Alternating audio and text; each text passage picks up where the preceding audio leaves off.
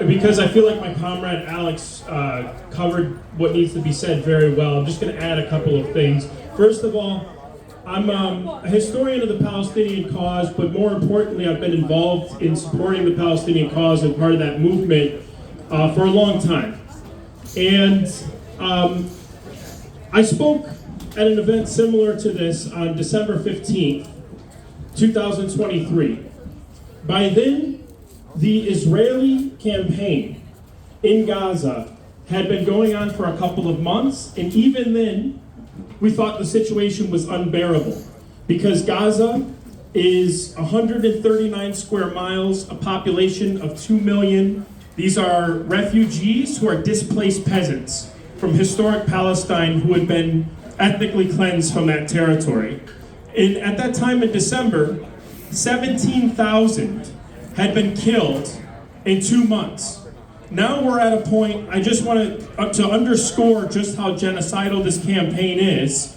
We're at a point where we're looking at nearly 40,000 killed, 2 million displaced, over 70,000 injured, 173 press headquarters destroyed or damaged, 613 mosques damaged, 199 heritage sites, over 99,000 destroyed homes, 406 damaged schools, 756 health professionals killed or injured, 130 Palestinian journalists assassinated, and that word needs to be used, assassinated, and on the list goes. So the first thing that I want to address is, why is this happening, and why is Israel doing this? The reason for that is that the Gaza Strip has been the seat of historic resistance to Israel's ethnic cleansing and expansion since at least the 1950s. And so Israel is actually carrying out a genocidal campaign as a matter of military strategy to kill two birds with one stone. First, to destroy resistance to its project, and second, to actually complete this process of ethnic cleansing. The second point I want to make relates to the position and policy of the U.S. government to which we pay taxes.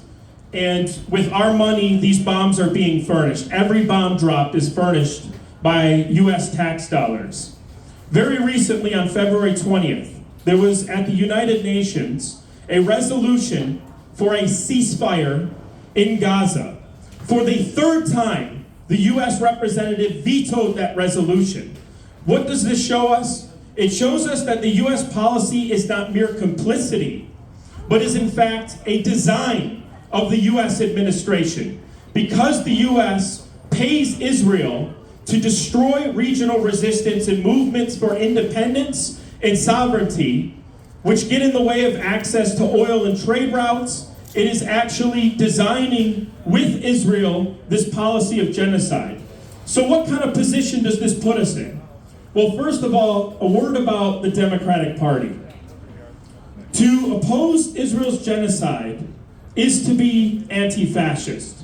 But remember, the Democratic Party presented itself as the alternative to Trump and the Republican Party.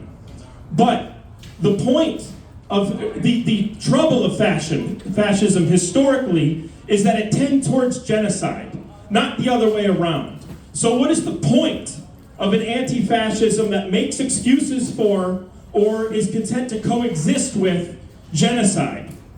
That means that we must de-link anti-fascism from the imperialist Democratic Party. The other thing to think about is that the Democratic Party's campaign, the U.S. government's campaign here, is being treated as a test run for what it is possible or permissible to do to populations deemed by the imperialist powers to be quote-unquote surplus populations that do not add to their economic gain. They are running this campaign to eliminate and exterminate this population. And if they get away with it there, we have to ask ourselves what precedent that sets for where they might attempt it elsewhere, including among refugee populations here. Because the migrant populations, as they put it in the news.